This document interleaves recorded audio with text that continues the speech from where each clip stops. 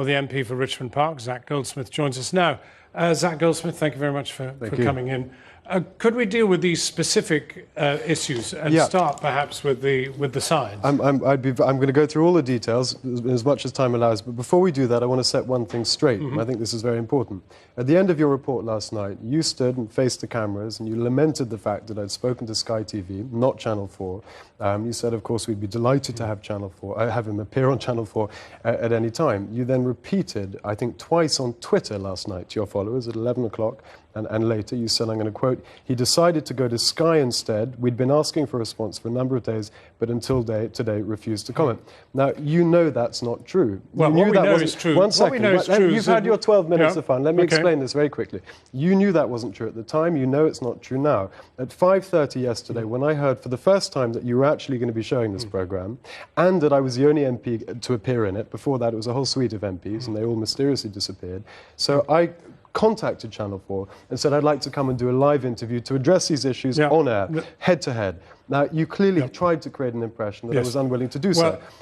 You've talked about this, and people can read your site about it. But we did ask for you last Friday. Last Friday, a week ago. I'll explain that. A week ago. We've had no answer until now. But you're here now. Let's we're not going to brush this aside. This whole programme is meant to be about integrity. Well, let the viewer decide. They can look at your blog site and look it up. But we requested you to answer questions last Friday. You remained effectively silent I'm going to have my say on this issue. yesterday. I won't talk about the specifics until I make this point across. Okay, at 5:30, I was told by this programme you would not have me on to discuss this. No, this is not true at all. That is a complete travesty of the truth. I have an email You requested to do an interview with our reporter, Kathy Newman, who was working on another story. That's absolutely not true. I've got the emails here. Okay. All right, at 5:30, I asked to do a live interview. I'm sorry, well, I'm now going to put these points to you. If you choose not to answer them, that's your affair. I want to ask you how it is that you were able to put out these posters which had your name, your face, and then charge them to local election expenses. How was that? When I was told I couldn't do a live interview, I was told instead to submit a written statement. So I sent this statement. I offered at 5:30 today to do a live interview addressing the issues raised in this item. I'm afraid to be but was told by Channel 4 that this was not possible. Perfectly well. We've been asking you for a week, for one whole week, and you completely refused to engage with any of our questions. It was only yesterday that you confirmed the programme was going to happen. Until then, we had no idea it was going to happen. This is just a delaying tactic. You just are not answering my questions. Extend the debate. I'll talk for as long as you want. I will talk until you acknowledge that when you stood and looked at the cameras last night and implied that I had bottled out of talking about these issues live on Channel 4, until you apologised for that. I didn't just imply it. You have bottled out of them. We have asked you since last Friday. Do you deny that we've asked you since last Friday to answer these specific questions, and you haven't touched any of them until yesterday? Absolutely. And if you had, you might have spared yourself all this trouble. No. I am now going to ask you about the trouble. You've asked me a question. And you are in trouble, so let's just have a look at this. You have asked me a question. You have asked me a question I'm going to answer. Right. Okay? Your question is, why did I not reply to you on Friday? No, my question is about I'm going to deal with this issue, because I believe your report was no viewer is going to be interested in why you did or did not turn up here at the studio. I think your viewers would be very interested to know that you misled them deliberately last night. Red herring designed to avoid answering the questions that the Election Commission wants to answer. Talk about your delaying tactics, because you don't want to have to apologise for lying to your viewers last night, which you did. I issued that statement. I sent that to Channel 4. It was acknowledged. No one wrote back saying, hang on a second, the statement's unfair, we'd love to have you on. I got a straightforward from the presenter of your programme. At 6 o'clock, Mr. Goldsmith, you know perfectly well we asked you to come on live. At 6:02, you were I got a response acknowledging 6:30. my statement, which, by the way, you didn't include. What a surprise, even though you'd asked for it. Even though you'd asked for it. It's very rare that I feel completely relaxed about our position, and I can tell you this. We asked for you last Friday. Last Friday, 1 week ago, we asked you to answer questions. And I didn't answer you. I am now going to ask you specifically. I'll tell you why I didn't answer you. Why did you charge?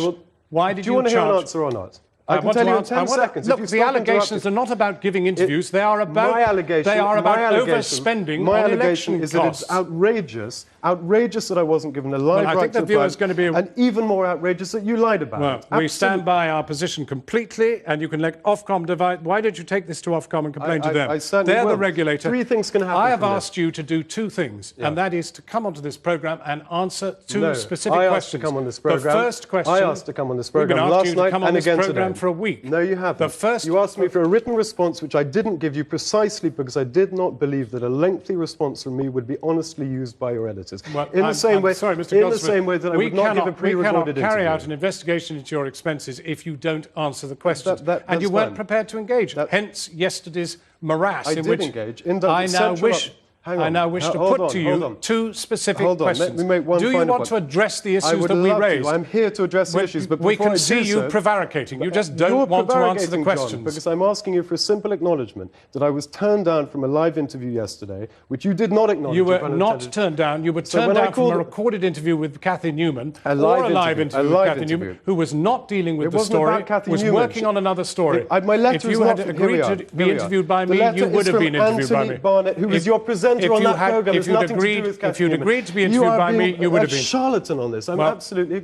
amazed by this. Mr. Goldsmith, you are running us out of time. Anthony Barnett, you've got 1 minute left. Zac, will amend accordingly. Anthony Barnett, not Kathy Newman. I was turned down by the presenter who spent 12 minutes going through my expenses on that programme. Are you going to address the issues raised by this programme? To your viewers? Zac Goldsmith, I've told you to take this to Ofcom. If you wish to do that, you're very welcome to do so. Let's abide by their decision. Absolutely so now I'm going to ask you specifically whether you're going to deal with this specific question. And the specific question is, you expended £2,800 on 600 signs, right? 262 is what you say you spent when you told the Election Commission on your return. The letter that I was sent on Friday, by the way, had all the figures. Even they were incorrectly taken from the Electoral Commission website. The figures you used here, I assume they're correct. What I can say is that the formula we used, and you know this, the formula that we used is exactly the same formula, exactly to the decimal point of the formula used by MPs and candidates throughout the country. Every decision we took was approved by election experts in Central Office Conservative Party, every single one of them. And even here, look, a Lib Dem blogger, a very prominent one, Mike Smithson said, if Zac Goldsmith is guilty, they all are. Well, I can only say we are investigating 30 different MPs, and in terms of scale, yours far outstrips anything like it. Your suggestion is that I spent £2,800 more over a 4-month period. No, we're dealing with a 23-day period building up, which is the legal period that we're dealing with. 23-day period. And I've seen the letters you sent. And I've seen the letters you sent to other MPs. Just tell me this. Why is a poster which has your face and your name on then paid for by local councillors who are fighting the council elections? Before having the posters designed, which were centrally designed, we checked. We didn't want to have to do 2 posters, local election and national elections, because people aren't going to have 2 posters in their garden. We wanted 1 poster for both campaigns. And we checked... But your poster doesn't even refer to the council elections. It says vote Conservative. It was local election campaign. Vote Zac Goldsmith. It says my name, my picture, and vote Conservative. And you're telling us that is about a local campaign. I'm telling you that is absolutely standard across the country. This was David Cameron's election in which new politics were going to be in play. Absolutely standard is this new politics? I'd love to see a new journalism. OK, let's deal with the jackets. No, let's continue dealing with the posters, if you will. This was all cleared by the Election Commission. You're perfectly happy about it. Cleared by every step of the way. Let's go on to the jackets. Let's go on to the jackets. They cost £2,168, but you only said you'd paid £170. No, that's not what we said. You spent £170. We spent £170. Right, £170. £170 on the stickers that you can see on the back.